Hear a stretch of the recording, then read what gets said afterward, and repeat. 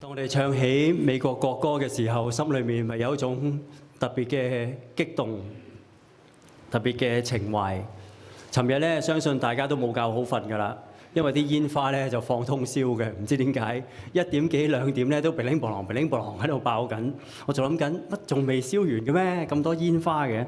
尋日嘅煙花表演咧係特別豐富嘅。係我睇過喺網上睇到啦，喺 Las Vegas 啊，喺New York 啊 Brooklyn 橋嗰度啊，雖然有少少嘅意外，但係嗰啲嘅煙花咧係非常之精彩。點解啊？點解要慶祝啊？國慶啊嘛，國慶就係慶祝一個國家成立咗幾多年啊？250年。乜嘢係250年？係咩概念嚟㗎？250年前發生咩事？你哋有冇印象啊？梗係冇啦，因為我哋都未出世。有冇人呢度超過100歲嘅？接近啊，可能有。咁你咧就會諗緊，究竟100年前發生咩事？其實我哋完全冇嗰個嘅知識，冇嗰個印象。但係咧，當我哋想到呢一個嘅數字，亦都係一個唔容易嘅數字。喺我哋嘅心裏面咧，我哋會知道美國喺呢個世界存在咗。其實相比起亞洲好多嘅國家，相比起歐洲，其實250係一個小數目嚟嘅啫。一個好細嘅數目嚟嘅。歐洲好多國家已經幾百年歷史㗎啦，美國只係一個年輕人。但係美國咧喺呢個世界上邊有一個好強大嘅影響力。美國有啲乜嘢影響住呢個世界啊？美國嘅軍備啦、軍事嘅設施啦，係全世界任何國家都希望去購買一啲美國過期唔用嘅退咗役嘅戰機嘅。唔知點解係將我哋啲退役嘅唔要嘅咧，但係佢哋都希望擁有，因為嗰個科技係比其他嘅國家更加優秀先進。甚至乎美國嘅科技咧係全世界都流通嘅，好多人都渴望擁有美國嘅科技。你話唔係喎？我住喺洛杉磯呢度咩都舊嘅喎，連街燈都係舊嘅喎，所有電掣啊嗰啲設計全部都好舊嘅喎，啲屋嘅設備都好舊。我話俾你聽，民居用嗰啲咧就真係舊嘅，真係我哋用嗰啲沖水有時都會塞下廁所嘅，呢啲係好舊嘅設備。但係咧到軍事上、科技上、對外嘅嘢咧係最先進嘅。好似今屆世界盃，所有嘅球迷由世界各地嚟到睇完之後，我哋有弟兄姊妹去過現場睇啊！我知道你哋去過睇嘅時候 ，LA 嗰個球場係全世界最貴嘅球場嚟㗎，嗰個設計係所有嘅球迷歎為觀止啊！原來我哋唔係入嚟望住啲草地啊，而係有人喺啲草地度踢波。原來係一個全部四方八面一個感官上嘅衝擊嚟㗎，係一個咁震撼嘅場景。世界各地嘅遊客嚟到同喺記者面前訪問嘅時候，啲遊客講咩啊？啲遊客話美國係好嘅國家 ，number one。佢話如果你唔中意美國，你想唔中意美國，好簡單，你去睇新聞。你睇完新聞你就好討厭美國，唔中意㗎啦。但係如果你親身嚟到美國旅遊嘅話，你見到嘅嘢係完全係出人意外嗰種精彩。佢話食物咧雖然好貴，又要俾稅，又要俾 tips， 係好唔慣嘅。但係啲食物個質量好高，好豐富，好大份，食唔晒嘅。我哋平時出去餐館食飯都係啦，嗰啲揚州炒飯一大碟到你食2日嘅，都唔知點樣去處理嘅。美國就係一個物質豐富嘅，令人精彩。美國嘅文化仲有啲乜嘢影響呢個世界啊？荷里活嘅電影啦，電影嘅文化。電影嘅文化啦，喺呢個世界好多嘅地方都會去睇美國嘅電影，都會去學習呢啲嘅嘢。美國嘅生活嘅方式啦，就算你唔中意美國，你都會食過麥當勞。就算你唔認識美國任何嘅產品，你都會知道嗰啲嘅快餐店啊，嗰啲咖啡店啊，你咧係會好有印象。你係會知道，如果你去到世界各地旅行，最有信心嘅保證，想話回憶一下家鄉嘅風味，你走入去麥當勞，走入去呢個 Starbucks 買杯咖啡，買個漢堡包，你就即刻食翻美國嘅味道，啱翻你個腸胃都唔定啦。仲有一樣 Made in USA。當你去揾一樣產品嘅時候，你去行街買產品嘅買一樣嘢嘅時候，你就會周圍去揾。如果你咧揾好耐都揾唔到係邊度出產咧，我話俾你聽，嗰個係我哋家鄉嘅產品，嗰隻字特別細嘅。如果係美國嘅咧，大隻字，甚至乎有支美國旗寫住 Made in USA， 我都睇唔到呢支水邊度出品嘅。當我哋去買嘢嘅時候，我哋就會去留意嗰樣物質，呢個身體最誠實啦嚇。無論你咩立場、咩背景都好，你買嘢嘅時候梗係質量日本係好㗎啦，美國係好有信心嘅保證，你唔怕㗎，你好放心，你去揾嗰啲產品去買，呢個就係美國影響世界嘅地方。呢個係我哋冇辦法去否定嘅喺美國發生嘅事情。哇，講咗咁多咁好嘅美國，哇，馬牧師你喺度唱好美國點算啊？我問你哋一個問題，你會唔會為到你係美國人而感到自豪，或者為到你住喺美國呢個社會你感到自豪？會，有人會覺得係會喎，因為你去旅行或者你翻到去你自己嘅家鄉嘅時候，你會好自然嘅會話俾人聽，哎呀，我劍山翻嚟啊！我金山翻嚟㗎，我係美國人啊！哇，你會自然有嗰種嘅流露出嗰種嘅好似好威水咁樣啊！你邊度翻嚟啊？我美國過嚟㗎，哇，好開心！你係着住件 T 恤咧，有支美國旗喺度啊，或者扣住啲鎖匙扣有美國嘅旗啊，咁你就會覺得哇，好自豪啊！尋日 July 4有冇人着呢個 USA 嘅 T 恤啊？有啊，我都有。大家都好開心去慶祝。好啦，你為到做美國人好自豪。我問你另外一樣嘢，你會唔會為到你基督徒嘅身份感覺到好自豪啊？會。咁我哋即刻整翻教會嗰件 T 恤信望愛，我哋日日着住佢好唔好啊？又或者再白啲，直頭寫住基督徒3隻字咁樣，你願唔願意咁樣着住件衫行出街啊？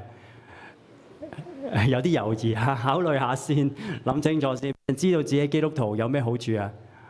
好嘅，好自豪啊！我喺上帝裏面有份，你表達咗你嘅立場，俾人知道基督徒有咩唔好處啊？個人可能揾你着數喎，呢個基督徒好有愛心㗎，我有啲需要，不如話俾佢聽，可能佢會幫我，又唔收錢㗎，教會真係好，做好多好嘢。我哋會有呢啲嘅猶豫，我哋會心裏面有啲嘅印象。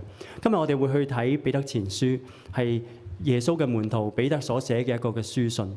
我哋可以諗下當時嘅處境裏面嘅基督徒係咁樣去面對佢哋嘅生活，佢哋遇到嘅好大嘅挑戰，但係耶穌曾經同彼得講，佢係要將天國嘅鑰匙、天國嘅鎖匙交俾佢，目的就係要佢為猶太人、為外邦人、為一切嘅人開啟天堂嘅門，開啟福音嘅門，讓佢哋去認識、接納、經歷救恩。當彼得喺耶穌在世嘅時候，佢曾經好抗拒。耶穌話：點解你要受苦？點解你要釘喺十字架上邊？點解你要為嗰啲人去犧牲啊？彼得好唔明白，但係耶穌當時話俾佢聽：你現在唔明白，你退去吧。要佢重新嘅去諗到點解耶穌要釘喺十字架上？點解耶穌要奉上佢自己嘅生命？後來彼得明白啦，當耶穌真係釘喺十字架，當耶穌復活，當耶穌升天之後，佢完全明白啦。佢亦都好強調自己係喜歡為上帝嘅緣故受苦。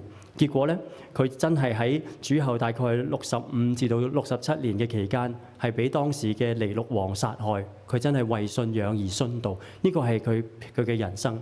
呢卷彼得嘅前書同後書就係喺主後嘅64年，即係佢被殺害當然係被殺害之前咧，就已經寫咗話俾當時嘅人聽。縱使呢個世界呢個君王開始去逼迫基督徒，開始去逼迫有信仰嘅人，但係你哋要堅守，因為你哋有一個重要嘅身份。彼得前書係寫俾啲乜嘢人睇嘅咧？係寫俾當時小亞細亞地方，即係而家嘅土耳其境內嘅嗰啲嘅猶太信徒。佢哋咧係當時咧係話俾佢聽，佢哋咧係屬於耶穌嘅人，佢哋有一個特別嘅身份，唔需要擔心。其實當時猶太人嘅信徒同外邦人嘅信徒咧，慢慢就喺個融合嘅階段啦，唔再去分邊啲係猶太人，邊啲係外邦人。即係同我哋一樣啦，同現代嘅基督徒一樣啦。我哋真係因為十字架嘅緣故，因為耶穌嘅緣故，我哋全部都係屬於耶穌嘅人，所以就叫做基督徒啦。彼得提醒佢哋，要喺呢個上帝嘅恩典、救恩嘅裏面，要站立得住。首先，我哋要更加嘅去認識上帝嘅恩。包括咗過去你所經驗過嘅救恩，包括咗你而家體驗緊嘅恩典，以及將來上帝拯救你嗰個心裏面嗰個盼望未來嘅事，你都要去認識，因為上帝嘅恩典要臨到。另外一方面啦，就係話俾嗰啲面臨緊當時受逼迫、受喺苦難裏面嘅信徒，話俾佢知道佢哋要剛強壯膽，要站立得穩，要為上帝嘅榮耀，要做好生命嘅見證。我想問喺美國做基督徒會唔會受到逼迫啊？你身邊嘅同事會唔會因為你係返教會而唔中意你啊？可能有時會整蠱下你啊，約晒成班朋友，我哋星期日去睇波啦，今日巴西對挪威啊，精彩嘅比賽，我哋睇波唔好返教會啦，返少一次啦，有乜所謂啊？係咪會可能啲朋友會咁樣窒下你講下笑？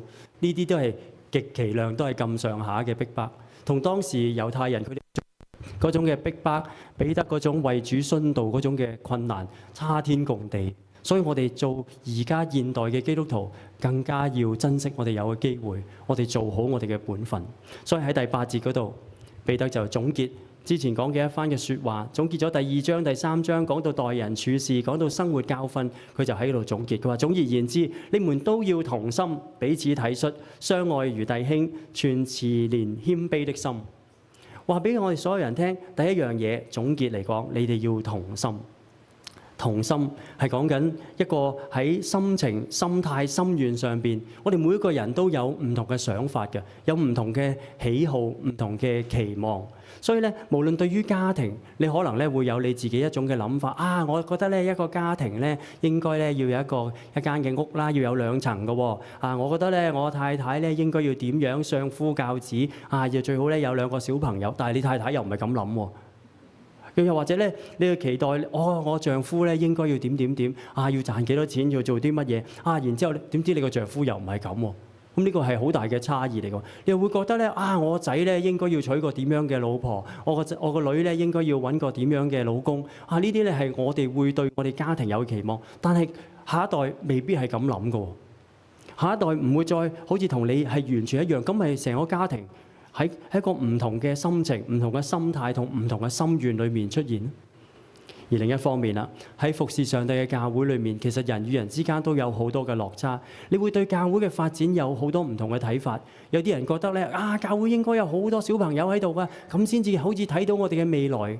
啊，呢個咧係可以係一個好健康、好正常嘅期望係發現。但係你會翻到嚟啊，我哋教會好似冇乜小朋友，好似今日啲小朋友放晒假，跟晒家長去旅行 long weekend， 結果咧兒童主日學嘅導師都坐埋喺我哋當中一齊去崇拜。啊，你會覺得啊，咁係咪好似好失落咁樣？唔需要擔心，唔需要去為呢啲嘢而難處，因為彼得所講嘅係要同心，點都好，無論發生乜嘢境況都好，我哋要同心。咁點樣可以同心呢？呢個係一個改善人際關係一個好重要嘅一步嚟嘅。喺思想、情感、喜愛、渴慕、悲憤嘅事情上面，每個人都唔同嘅，冇辦法完全一樣嘅。你同你身邊嘅人都可以完全唔同嘅。普通嘅朋友，譬如一場世界盃嘅比賽，挪威定巴西，你捧邊隊都已經有唔同嘅期望啦。你已經咧會有唔同嘅立場。咁點樣可以達到一致呢？同心係可以俾我哋知道，我哋要調整我哋嘅心態。我哋冇得改變人哋嘅心態，但係我哋可以調整我哋自己嘅心態。嗱，喺唔重要嘅事情上邊可以自由，唔重要嘅事情可以自由。乜嘢係唔重要嘅事情啊？例如去討論啊，今晚我哋去邊度食飯啊？團契下次嘅聚會，我哋去邊度聚餐，食啲乜嘢？嗱，嗰啲係唔重要嘅事情，唔需要去討論啊，唔緊要啦。你就由得你哋揾幾個人去訂位，就喺嗰度食飯就算啦。咁你就唔需要去擔心話唔係喎，有冇蟹食㗎？有冇蝦食㗎？有冇龍蝦伊麵㗎？個甜品咧係紅豆沙定咩？如果你咁斟酌嗰啲嘢咧，永遠冇辦法同心一致㗎，因為你可能想食紅豆沙啫。另外一個話想食芝麻湯圓喎，咁點算啊？你永遠傾唔埋，唔可以咁樣喺細節上邊。所以細節上邊唔重要嘅事情上邊，自由由佢幾個人去負責得啦，唔需要花太多嘅時間同心機。喺基本嘅原則上邊要同心，建立教會嘅基本原則就係將福音去傳開，牧養上帝嘅羊，關懷呢個世界，改變呢個世界。呢個我哋嘅基本原則一定要同心，我哋一定要行呢一個嘅方向。而喺一切嘅事情上邊，要有愛心，本住愛去處理事情，有愛心嘅去面對困難。無論你嘅家庭上邊出於愛嘅緣故，你願意為嗰個人多付出少少，你唔會去計較，唔會去討論，唔會去執着究竟你付出咗幾多，嗰個人又冇付出幾多。喺教會都係一樣。有句説話好出名嘅，佢話功成不必在我。呢個係一個中國一個好出名嘅一個 slogan 嚟嘅，即係嗰件事情只要能夠完成到，其實我喺唔喺度，我喺唔喺當中參與，做唔做到，其實唔重要啦。最重要嘅係呢件事情能夠成就，建立教會都係一樣。呢件事情能夠成就，無論邊個都好，喺上帝嘅旨意之下啦。所以有咁樣嘅心志咧，我哋先至能夠有一個嘅和睦嘅關係，相愛同弟兄嘅關係。呢個特別去提到啦，要彼此體恤，係一個行動上邊嘅去體諒。點樣去彼此體恤啊？就係你去設身處地去感受嗰個人佢嘅處境。好可能咧，你呢一刻身體好強壯，可以做好多嘢，咁你咧就好要求其他人同你一樣去做咁多個服侍，要求其他人咧同你一樣做到嗰種嘅成績。然之後咧，你就變咗好大嘅拉扯啊！我跑10個圈都唔會喘氣㗎，你都要跑10個圈。咁然之後你就捉住佢跑10個圈，嗰個就氣來氣喘，好辛苦。你完全唔體恤佢嘅處境，可能佢做唔到嗰樣嘢，可能嗰一刻佢嘅心情或者佢嘅身體冇辦法去咁樣去負荷，你就要去體恤佢嘅處境。呢個咧就係我哋能夠去理解佢講到嘅彼此嘅體恤，就係互相嘅去憐憫。你有你嘅痛苦，佢亦都有佢嘅難處。當佢有痛苦難處嘅時候，你嘗試去考慮佢多啲，去諒解佢多啲，咁個問題就慢慢就會減少。當你去嘗試去明白可能佢呢一刻佢心情唔好，所以咧佢討論事情嘅時候語氣重咗啲，唔緊要，放低呢件事，去體諒佢嘅處境。彼得講到，當我哋遇到困難嘅人，我哋要努力嘅去體恤人嘅軟弱，並且相愛同弟兄一樣。喺今日嘅信仰群體裏面，其實就有好多嘅機會俾我哋去相愛。耶穌基督嘅教會就係充滿愛嘅教會，因為呢個愛係從基督嘅愛嗰度嚟，所以我哋就要存慈憐謙卑嘅心，對人呢要有憐憫。謙卑呢？謙卑就係放下自己嘅身段，放下自己嘅輩分。我哋作為長輩嘅，放下我哋嘅輩分，同個仔溝通；放下我哋嘅輩分，同個孫去傾偈、去傾談，去了解下佢究竟係有乜嘢嘅諗法。彼此嘅去謙卑，彼此嘅去體認人哋嘅處境同埋佢嘅感受。呢個咧係我哋關係上可以得到改變。喺而家嘅世界上邊，我哋見到嘅新聞報導咧，好多都係好嘩眾取寵嘅新聞，將嗰啲困難放到好大，將嗰啲嘅處境擺晒出嚟，讓我哋日日夜夜都睇緊呢個世界嘅人苦難，睇緊委內瑞拉嘅地震，心都噏埋。哎呀，影住嗰啲片段，嗰啲人由樓梯嗰度一路走落嚟，層樓一路咁樣冧。你淨係見到幾個出咗嚟，你都想像得到，仲有好多人出唔到嚟，喺壓力嘅裏面掙扎緊，佢哋嘅生命喺困難嘅裏面。我哋睇得多呢啲咧，我哋慢慢就會麻木咗，我哋會完全係唔想再睇啦，去逃避，唔睇呢啲嘅新聞，唔知呢啲嘅事係最好啦。但係唔係，求上帝幫助我哋。當我哋見到人喺呢個難處嘅裏面，首先為佢去祈禱，然後揾方法。你諗到嘅，你就付出行動。我哋好多時咧對人咧就係得嗰5個字嘅啫。對人嘅其他人嘅難處，講道都有講啦。李牧師講嘅，我為你祈禱就講我為你祈禱，然之後你就同佢好啦，即時同你祈咗個禱，好似件事解決咗。但係其實件事解決咗未？但係只不過你交咗俾上帝，有一半解決咗啦，因為你交咗俾上帝。你話俾佢知，我為你祈禱啊！但係你又要睇下，又即刻去諗下，究竟喺實際嘅行動上邊，你可以為佢做啲乜嘢呢？你除咗開口講兩句為佢祈禱之外，你仲可以點樣喺行動上嘅付出呢？現代人就係咁樣，好多時得個講字，而家唔使講添啊！而家叫做咩鍵盤戰士啊！而家冇鍵盤添嘛，手機戰士喺個手機嗰度咧就打兩句就好似處理咗個問題咁。祈禱好整個祈禱嘅手，祈完咁就當祈咗禱噶啦，可能咁。當然亦都有好多弟兄姊妹好真心喺背後真係祈禱嘅。咁但係我哋要去尋求要有嗰份行動。聖經裡面就係俾我哋知道，我哋要有咁樣嘅心，彼此嘅體恤，相愛如弟兄，有慈憐謙卑嘅心。呢個先至係我哋喺上帝面前最重要嘅身份，因為好多時候我哋睇見人有嗰個軟弱，其實我哋自己可能冇同佢相同嘅軟弱，但我哋喺另一方面有我哋自己另外嘅軟弱，唔同嘅難處喺另外嘅失敗裏面。所以彼得繼續提醒我哋啦，第9節，不以惡報惡，以辱罵還辱罵，倒要祝福，因為你們是為此蒙召，好叫你們承受福氣。呢度係講緊對人對其他嘅事，甚至乎係對敵人。彼得講緊嘅係當時逼迫基督徒嘅嗰啲嘅人，佢係講緊佢哋對敵人嘅態度，要有一個嘅饒恕嘅態度，要嘗試去原諒佢哋。當人哋做惡事對你嘅時候，唔好做翻惡事去對佢；當人辱罵你嘅時候，唔好去還口。哇，好難喎！人哋做惡事，你唔做翻惡事對佢，都 OK， 都容易啲，但係人哋鬧你真係唔還口啊？有冇可能啊？你自己心裏面人哋鬧一句啊，你都即刻勞氣咗啦，即刻想駁翻轉頭啦，咩啊邊係啊，啊唔認，第一樣係否認先。然後呢個係彼得俾我哋一個嘅挑戰，屬於上帝嘅人，你嘅身份係為此蒙召嘅，你係得到祝福、得到上帝嘅恩嘅，所以你要努力嘅去面對呢樣嘢。我哋係呢一個特別嘅身份。當人做惡事嘅時候，唔好話佢做初一，我哋係做15、16、17、18，你都做埋㗎啦。我知道你嘅心裏面都做咗㗎啦。但係彼得話俾我哋聽，唔可以做喎，唔可以以惡報惡，唔可以以辱罵還辱罵。呢個係上帝呼召我哋嘅目的，為嘅係傳揚上帝嘅美善。我哋要做好我哋美善嘅身份，先至見證到上帝㗎嘛。佢做初一嘅時候，你15、16、17、18咁做落去，佢見唔見到上帝啊？見唔到，佢見到邊個啊？佢見到你心裏面嘅魔鬼啊！佢見到你心裏面嗰種嘅苦毒啊，流露晒出嚟。佢話好叫你們承受福氣。呢度係講緊俾我哋知道，我哋咁樣做好我哋嘅本分，先至係得到上帝祝福嘅一個重要嘅條件。因為經上說第10節，人若愛生命，願享美福，需要禁止舌頭不出惡言，嘴唇不說詭詐的話。呢度講明上帝嘅祝福係藉住呢一個嘅條件而臨到你嘅身上。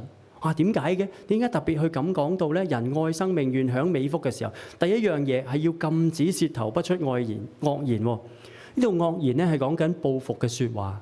當人鬧你一句嘅時候，你嘅本能自然反應係鬧翻佢一句，並且加多啲嘢啊嘛，係嘛？佢哋一定係要惡過佢，或者個語氣重過佢，或者咧講嘅説話毒過佢，先至能夠贏佢噶嘛。咁然之後佢回翻嚟嘅會點啊？佢俾你嗰句再毒啲。然之後你又點啊？又再毒啲去鬧翻佢轉頭，鬧到其中一方收聲，或者大家都唔再抽彩為止。呢個係可能係鬧交嘅秘訣，但係我哋唔係要學鬧交。呢度係講緊唔好以辱罵還辱罵，並且需禁止舌頭不出惡言。就算你嬲，都唔可以講惡言，嘴唇唔説詭詐嘅説話。因為我哋嘅嘴唇係要講聖潔嘅説話，講上帝嘅説話。點解佢有講㗎？後尾有講俾你聽，點解要禁止把口嘅？咁你又會話啦，咁牧師，咁點樣可以去判斷乜嘢説話可以講，乜嘢説話詭詐，乜嘢唔詭詐咧？嗱，我俾你哋自己心裏面可以度一條界線，我俾你，你擺喺你自己腦裏面，你去諗下，你會覺得麥牧師、周牧師扯埋周牧師落水先，佢哋有啲乜嘢唔應該講嘅咧？唔好講嗰啲衰嘢啦，唔好講粗口啦，唔好講鹹濕嘢啦，呢樣嗰樣，你會即刻諗到，你會即刻話牧師唔應該講呢啲嘢嘅。咁我話俾你聽，你嗰把尺喺嗰度嘅時候，呢個就係你嘅標準啦。牧師唔應該講嘢，你都唔應該講，因為基督徒唔應該講呢啲嘢。呢個就係我哋可以有嘅標準，就係俾得俾我哋心裏面嗰個嘅覺醒。我哋要知道，第一樣要得到上帝嘅生命，得到上帝嘅祝福，要禁止舌頭不出惡言，唔好以惡報惡，唔好以辱罵還辱罵。而另一方面啦，耶穌亦都喺馬太福音嗰度講俾我哋聽，點解嗰啲人心裏面會講出咁嘅説話，咁有苦毒啊？因為心裏所充滿嘅，口裏就説出來。如果你冇嗰啲字眼喺你個腦裏面，你點會喺鬧人嘅時候講得出嗰啲字啫？你冇嗰啲核突惡念喺裏面嘅時候，你點會喺痛苦困難嘅時候，你會爆出嗰啲嘅言語去鬧翻對方呢？因為呢個係反映緊你真實嘅生命，所以你要處理嘅係心嘅問題，係點樣喺上帝嘅面前有真實嘅愛嘅生命，有上帝嘅祝福。所以第11節啦，也要離惡行善，尋求和睦，一心追趕。呢度講緊嘅係你要努力嘅離開罪惡，行上帝眼中看為美善嘅事情，上帝認為啱嘅事，合乎聖經真理嘅説話去做好佢。你呢個係你必須要做到嘅。另一方面就係尋求和睦，係建立同人之間嘅和睦嘅關係，係建立一個使到其他人都和睦，唔係淨係你同人 friend 喎，你要令到嗰個人都同其他人有和睦嘅關係，呢個先至係一個上帝嘅標準，要彼此嘅去建立。首先嘅，你要與上帝和好。你處理好你同上帝之間嘅關係，並且呢度講係一心追趕，你要全力以赴、努力嘅去面對。所以基督徒嘅屬靈生命裏面咧有兩方面嘅追求。第一方面咧，你要逃避罪惡行善；另一方面咧就係要追趕住良善同和睦嘅關係。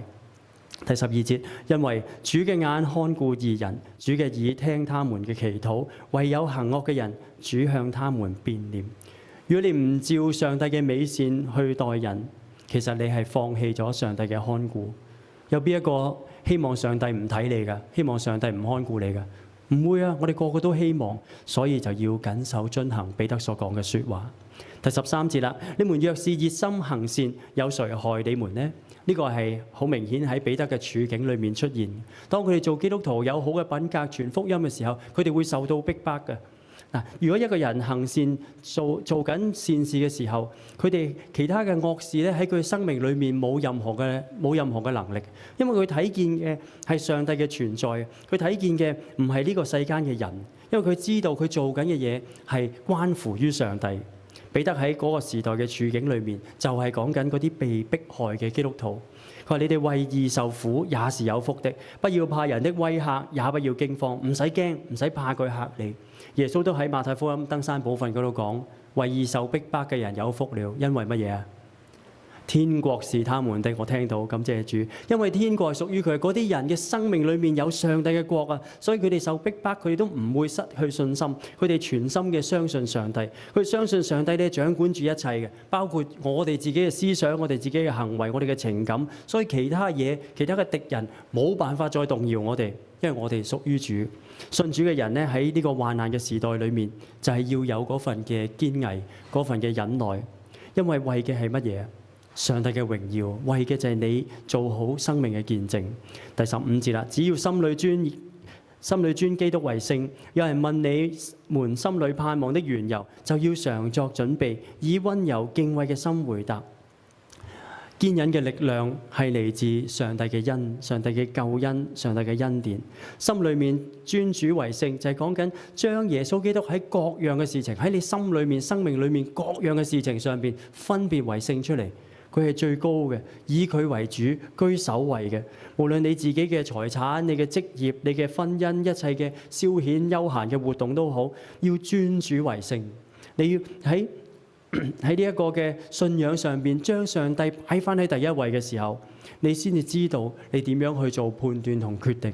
喺工作嘅上邊要有聖經嘅真理，要有上帝嘅公義；喺生活上邊、關係上邊要有上帝嗰份嘅美善同埋愛。喺你休閒活動嘅時候要有節制，你唔會話我基督徒乜嘢都做得飲醉酒唔會啦。你會知道一切上帝居首位，你就會喺任何嘅活動運動裏面，你都會有節制。呢個係對人嚟講係一個生命最重要嘅事情，就係你同上帝嗰個真實嘅關係。所以啦，基督徒因為信仰真理受到迫害，我哋唔需要擔心其他人窒下你，唔高興你，整蠱下你，或者係甚至乎喺彼得嘅時代係迫害你哋，唔係佢唔中意你，只不過佢係未明白你背後嘅嗰個信仰嘅原則，佢未明白你背後你所信嘅上帝。所以當有人問到你心中盼望嘅緣由嘅時候，你就要常作準備去回答。因為你嘅行善就係要為上帝喺呢個世上作見證，但係好多時候，當人問我哋信仰嘅時候，我哋就知唔知道點答啊？你打電話揾周牧師啦，你揾麥牧師，佢講俾你聽啊，救恩係乜嘢？你去傳福音嘅時候，你唔夠膽講出嚟嘅，你會話你去揾牧師啊，揾教會嘅執事啊，佢哋同你傾啊，揾主日學老師啊，佢哋多啲嘅內容可以講俾你聽，自己唔敢講嘅。嗰個人會唔會特別去走去打電話揾我啊？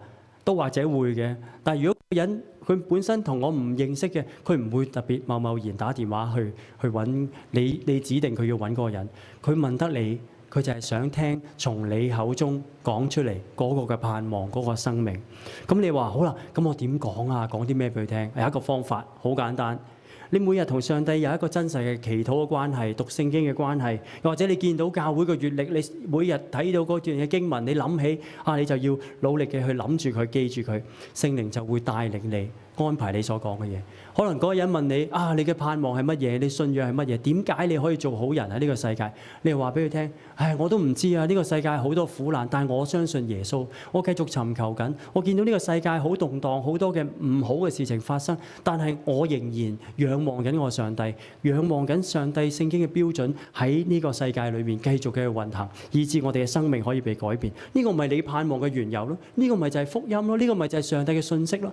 因為耶穌改變咗你，有耶穌喺你心裏面，你就願意將嗰份嘅愛、嗰份嘅表現講俾人聽，以溫柔敬畏嘅心去回答各人，用一個溫柔嘅態度、溫柔嘅説話，好似耶穌一樣，有嗰種嘅柔和謙卑。因為咁樣嘅人係樂意以上帝為主嘅人，佢知道唔需要激動，唔需要感覺到難受，而係用柔和謙卑嘅態度，先至可以成就上帝嘅旨意。當我哋喺信仰上邊有爭辯嘅時候，或者一啲宗教嘅見解上邊有差異嘅時候，好容易咧就會令到成為雙方嘅敵視。你講我講10個原因話俾你聽，點解你要信基督教啦？我拗贏你，拗贏咗佢有咩好處？你自己開心啫，你個口爽咯，你有好處，你贏咗啦。咁然之後嗰個人會唔會信主？會唔會睇到你嘅背後嘅信仰 ？No， 佢更加討厭，更加抗拒。就算佢他朝有一日想返教會，都唔返你嗰間啊！佢鬥氣嘛，係嘛？佢會知道嘅，嗰個關係先至係最重要。所以彼得提醒我哋係要和睦嘅，而免得咧我哋做咁多嘅嘢，只係成為咗同人之間嗰個爭拗。所以所有嘅事情必須憑着愛心去做。人咧總係會睇下我哋做咗啲乜嘢，先至去聽我哋講啲乜嘢。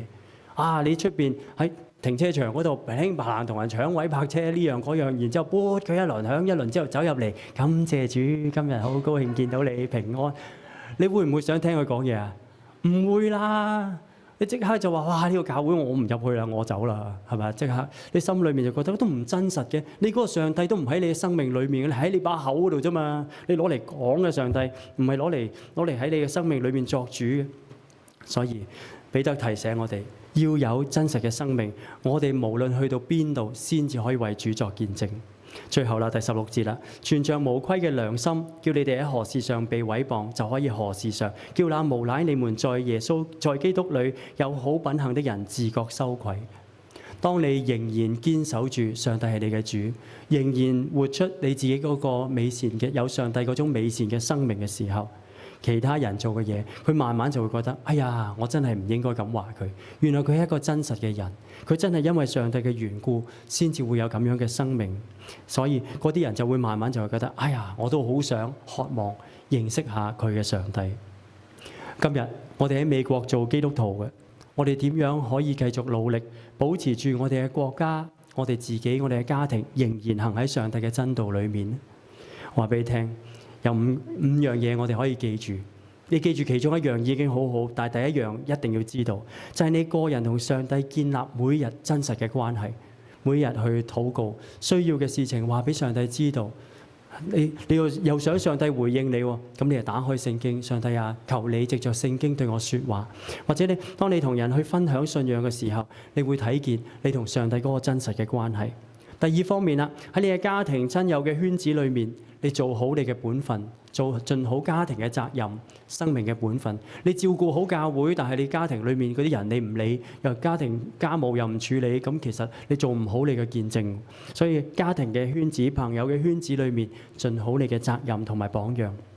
第三方面啦，喺建立教會嘅上邊，同弟兄姊妹謙卑同心。我哋努力嘅同心去建立教會，為下一代我哋去持守呢個真理，將呢個嘅上帝嘅真道，將福音向我哋下一代傳開。美國嘅社會慢慢喺早幾十年已經開始啊，將信仰、將聖經帶離開咗我哋嘅教會，帶離開咗教會同埋學校，唔準再喺公開嘅地方談信仰。講信仰嘅時候，人哋會鬧你，會話你。但係感謝主啊，我哋而家嘅總統，佢願意身先士卒，自己挺身走出嚟去講上帝嘅重要，講聖經嘅真理。去做呢啲嘅行為嘅時候，帶動咗好多嘅人，興起咗好多嘅人，教會嘅人，包括我自己，都即刻有勇氣講更多嘅信仰，講更多嘅福音，俾更多嘅人去認識聖經到底係乜嘢一回事。In God we trust，唔係淨係印喺張銀紙度俾我哋睇，而係我哋真實嘅生命嚟。所以啦，第四方面啊，就喺社區當中，我哋要參與教會嘅參與服侍，去盡上我哋公民嘅責任。要表決嘅時候，我哋要以聖經嘅真理、聖經嘅教導，成為我哋自己嘅意願同立場去表態，為國家、為教會、為家人，每一日去禱告，求上帝幫助我哋去建立上帝嘅教會，建立信仰嘅群體。彼得前書提醒我哋，喺呢個拒絕耶穌基督嘅時代，我哋要遠離罪惡，要尋求和睦，並且一心嘅追趕，要熱切嘅去行善，要學像耶穌，以我哋自己嘅生命行為見證上帝嘅真實，見證我哋所遵行上帝嘅真道，先至能夠榮耀上帝。求主幫助我哋一齊同心同行。